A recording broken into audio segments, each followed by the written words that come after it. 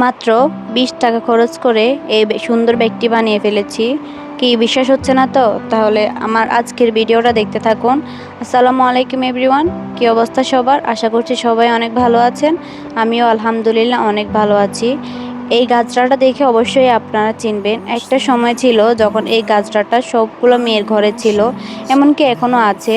তো আমিও সবার মতো এই গাছড়াগুলো কিনে কিনে স্টোর করে রেখেছি। তো আজকে ভাবলাম এগুলা দিয়ে কিছু একটা বানানো যাক। ভাবতে ভাবতে দেখলাম এগুলা দিয়ে সুন্দর একটা ব্যাগ বানালে কেমন হয়। ফার্স্টে আমি ফুলগুলো নিয়ে নিলাম, নিয়ে এগুলাকে কেটে কেটে আলাদা করে নিলাম।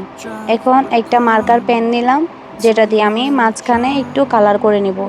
আপনারা চাইলে এই ফুলগুলোকেও কালার করে নিতে পারেন, কিন্তু আমি এটা হোয়াইট কালারে রেখেছি কারণ আমার এইভাবে ভালো লাগতেছিল।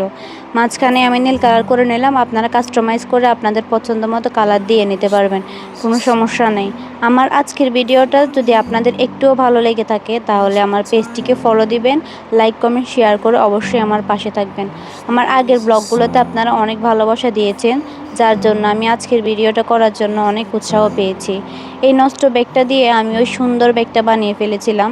সো দেখতে থাকুন আমার ভিডিওটা। এখন আমি এই পুঁতিগুলো নিয়ে নিলাম। এগুলো আসলে আমার কিনায় লাগা নেই, বাসায় এমনি পড়েছিল। সো এগুলোকেও কাজে লাগিয়ে নিলাম।